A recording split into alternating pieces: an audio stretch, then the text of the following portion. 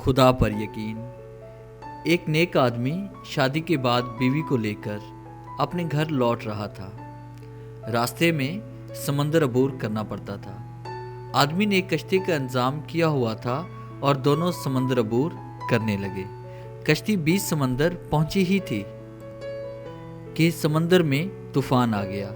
इस सूरत हाल में बीवी का खौफ से बुरा हाल हो गया, लेकिन आदमी इत्मीनान से बैठा रहा, जैसे कुछ गैर मामूली नहीं हो रहा। ये देखकर बीवी को हैरत हुई और गुस्से से चिल्ला उठी, आपको नजर नहीं आता तूफान कश्ती को डुबोने वाला है? हमारी मौत सर पर है और आप इत्मीनान से बैठी हैं।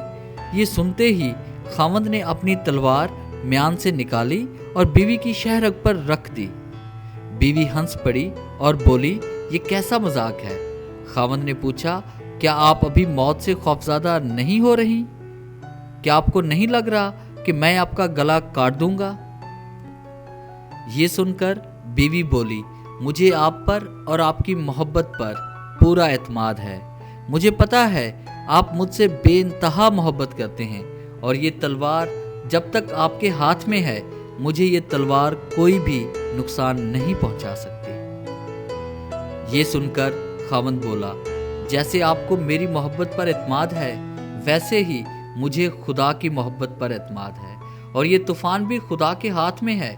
वो चाहे तो इसे रोक ले, चाहे तो हमारी कश्ती डुबो कर भी हमें बचा ले।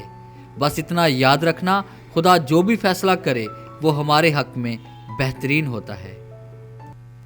डियर व्यूअर्स, ये कहानी तो एक छोटी सी है, मगर इस छोटी सी कहानी से हमें एक बहुत बड़ा सबक ये मिलता है कि अगर हम खुदा की ज़ात पे यकीन रखते हैं तो खुदा हमें कभी भी किसी भी मुश्किल में, किसी भी प्रॉब्लम में हमें तन्हा नहीं छोड़ेगा।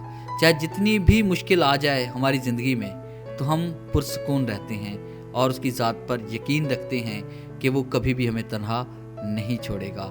क्योंकि मुमकिन और नामुमकिन तो हमारी ज़िंदगी में है, इस दुनिया में है, खुदा के हाथ में नहीं। वो नामुमकिन को भी मुमकिन बना देता है।